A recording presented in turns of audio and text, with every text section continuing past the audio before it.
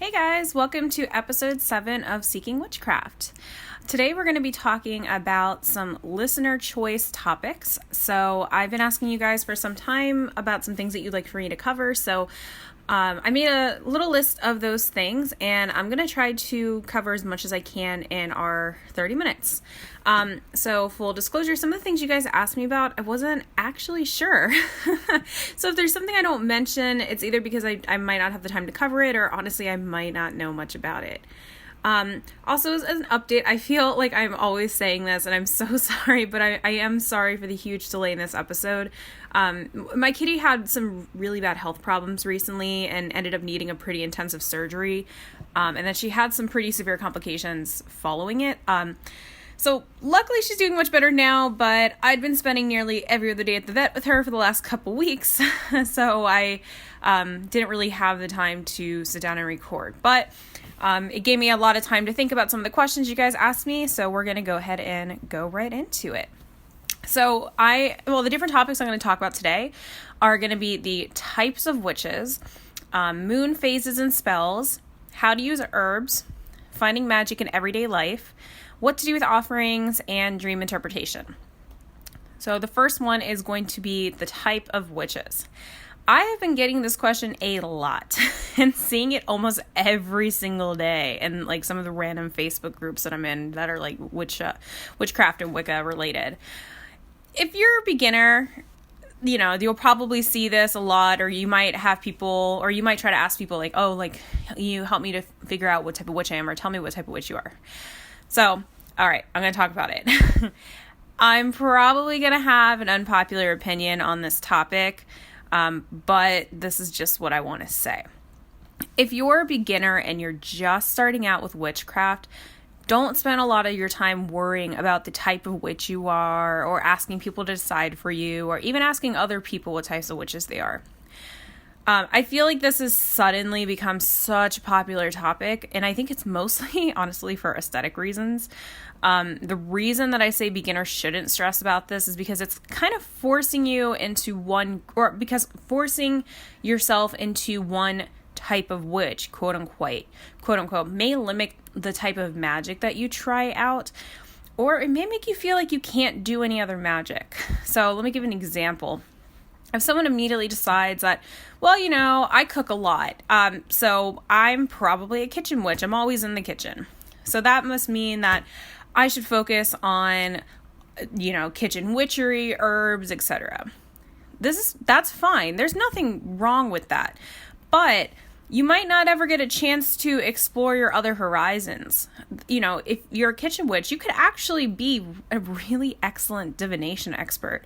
Or you might even find that crystals are a topic that you really click with.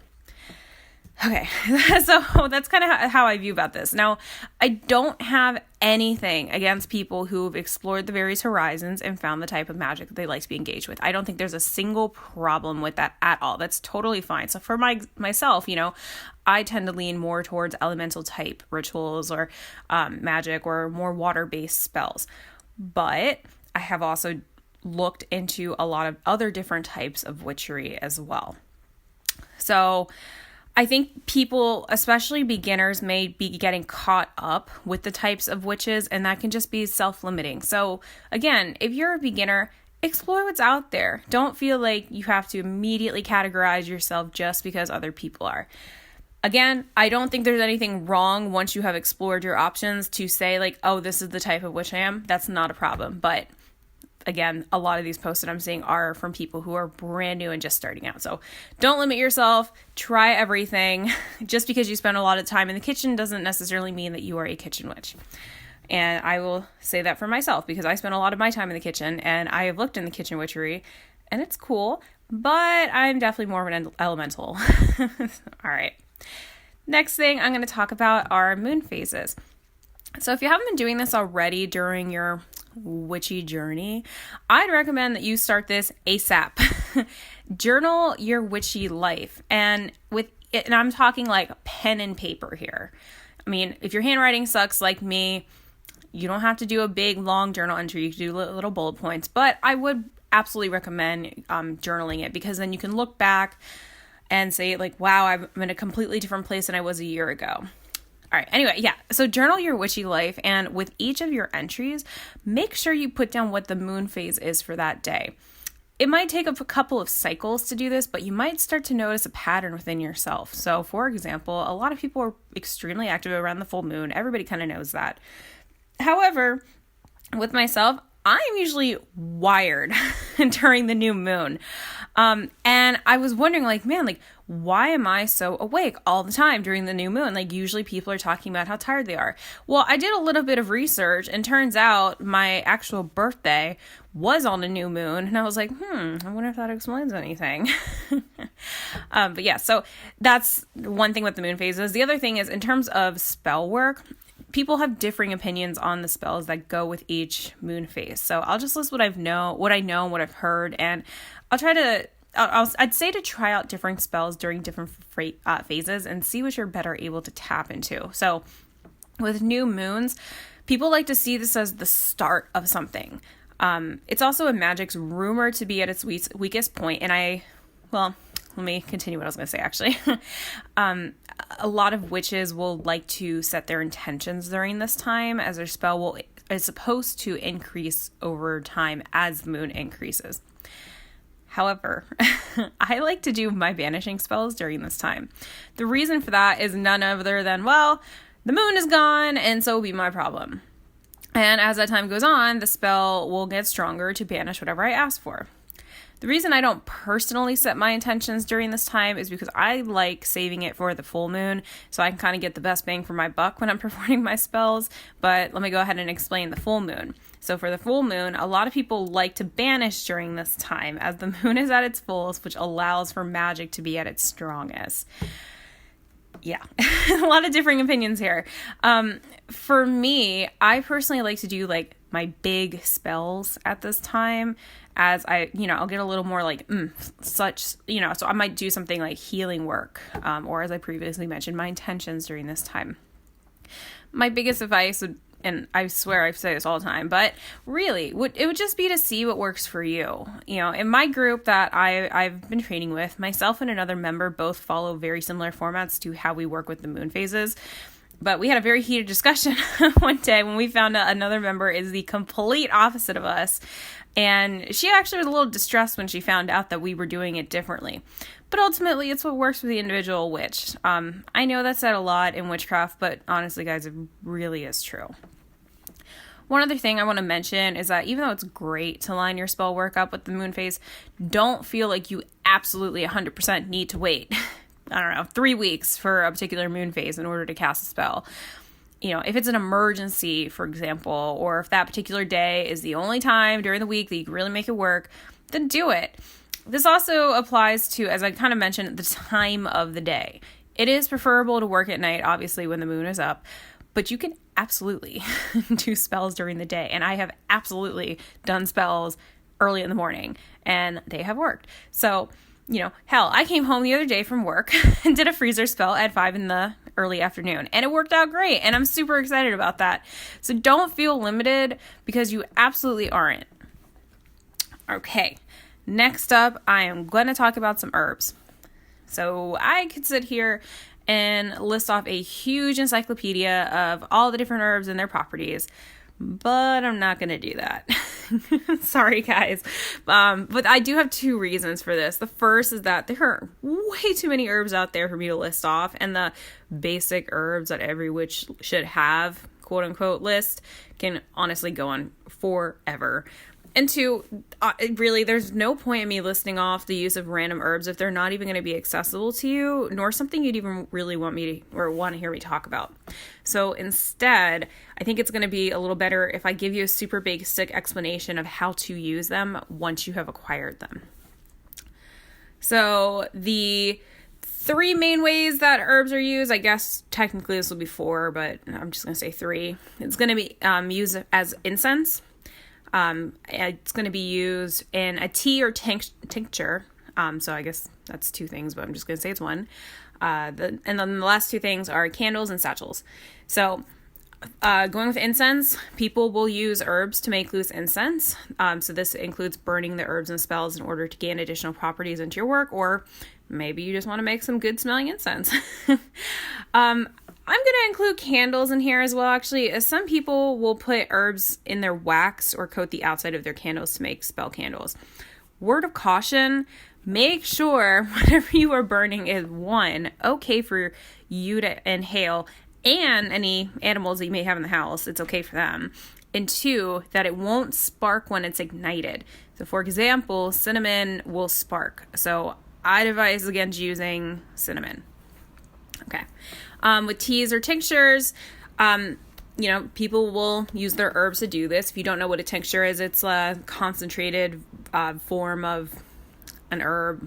I think it usually comes like, people, for example, will soak it in like really high proof alcohol, like Everclear or even vodka or something, and they'll, extract the properties that way. But yeah, this goes without saying, but make sure if you're making a tea or tincture that it is safe for human consumption, and make sure that your measurements are correct. Triple check them if you are using some of the more risky herbs, such as vervain, not blue vervain, regular vervain, belladonna, and our datura. There's a whole other list of risky herbs of which is like using.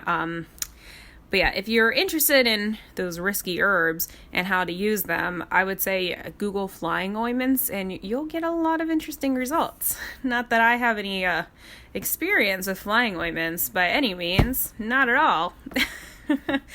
Okay.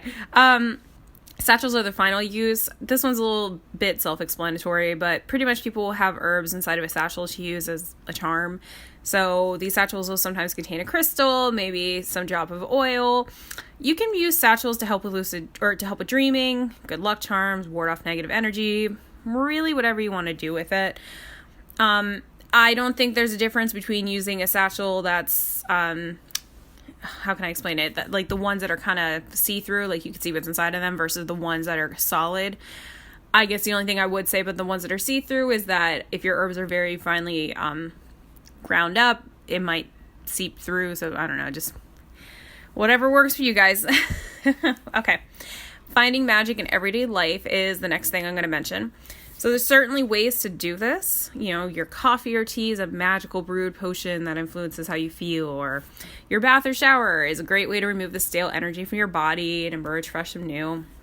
Hell, the dew on the grass outside is nature's way of refreshing its energy from the previous night's moon. The list can really go on and on. It's about finding what you do in your regular life and finding ways to make it magical. Mindfulness plays a really big part in this. And also, not to rip off Harry Potter, but your words really are some of your best sources of magic. By just using your voice and moving your lips in a particular fashion and making particular sounds, you can make the person in front of you extremely happy or sad or excited or laugh or cry. Your words have influence and power over the person in front of you, even if you might not feel like they do. But even if you just make the person in front of you smile, that's magic in itself. But let's pretend that you have trouble finding magic in your everyday life outside of rituals or spells. I'll have you think about it this way. If you can't find a way to find magic in the mundane, that will make your own personal magic workings that much more special. And there's nothing wrong with that, nor is there anything wrong with trying to find some form of magic in everything you do. Alrighty, offerings. So this one's pretty simple. So for background, an offering is usually something that's set aside for the spirits or the gods or whatever to acknowledge their presence and essentially thank them for spending time with you and hearing or helping you in your magical workings. You can really leave out whatever you have that's accessible to you, but it's always nice to try to find something that you think will fit the situation, or let's say you're a god in particular. So for example, maybe you have a god that you're trying to reach out to that really likes to party. So leaving out a shot of whiskey might be something that they'd enjoy. But maybe you're trying to reach the fae, so you want to leave out maybe some blueberries and tea or some honey or, whatever. But I will say, whatever your offering is, make sure you are being respectful with your offering. You don't want to give them a moldy piece of bread or, something that fell on the floor and is covered in, kitchen dirt. But a piece of bread and some tea or a cookie and wine are always good choices, or even some honey or fruit or something. But yeah, so whenever you're done with your offering, you can dispose of it. And the way to do this is you're going to go outside and give it back to the earth. So some people will dig a hole and bury it, which is what I think I did with some of my first offerings. I actually went outside in the middle of the night and dug a little hole with like a soup spoon. But now I realize I don't necessarily have to go that intense in it. You just ask permission from a tree and ask if you can leave it with them. And by doing that, animals can come and they can enjoy it, and it goes back into the cycle of life. I'd never say to just throw it in the trash. Do not do that. Try to give it back to the environment in some form or another. Okay. All right, dream interpretation. So this is going to be the final topic that I'm going to talk about today. So unfortunately, I don't have much insight here.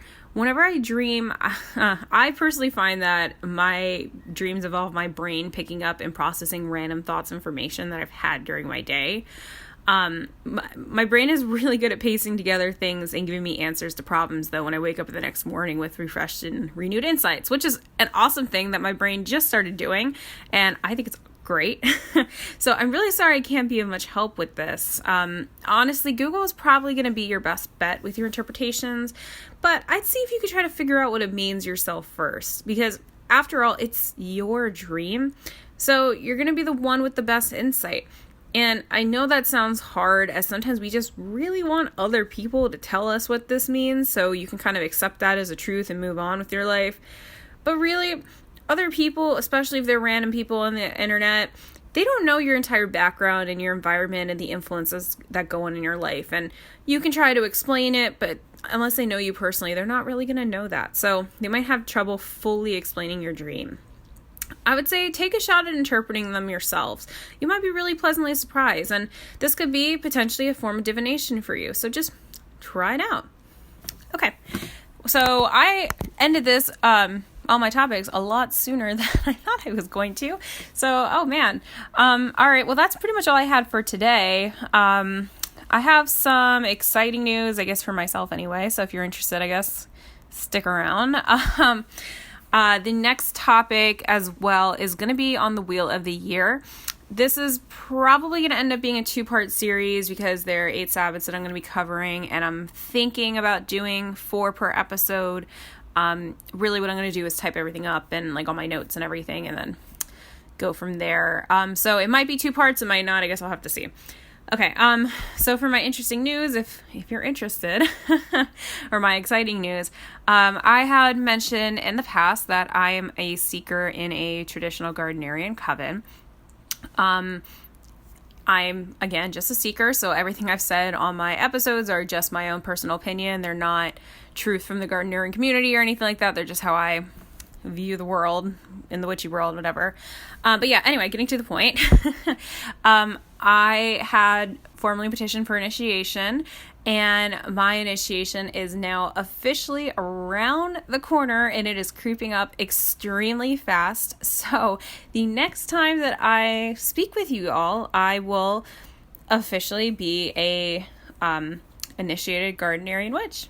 Woohoo! So long as everything goes as planned, then I will officially be initiated into the coven, which is really exciting news. And yeah, so anyway, so I just wanted to share that news with you. So because of that, there's a lot of really exciting things that are following that initiation pretty consecutively, week to week, like back to back. I'm hoping to get the next podcast out within the month. I'm going to have to see, but it is going to be on the Wheel of the Year, and I do have the topic picked out and everything. But yeah. The only other thing I'll say is that after the Wheel of the Year, guys, I'm really not sure what other topics you want me to cover. So please, if you have other things that you would like me to talk about, absolutely hit me up on Twitter at Seek Witchcraft. You can DM me, you can tweet me, just anything that you're interested in. I will say pretty much every single person who has ever messaged me, I have always responded back to them. So if you ever have a question about anything, and you just want some advice, that's fine too. I have a master's degree in clinical psychology. We can make it work. Just kidding. I'm not a therapist, but I do have that degree, but I'm not a therapist. Okay, anyway, I'm really rambling here. I'm going to go ahead and close the episode.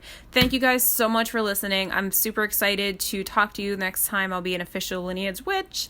And yeah, so have a great rest of your evening or morning or whenever you're listening to this, and I will talk to you very, very soon. Bye.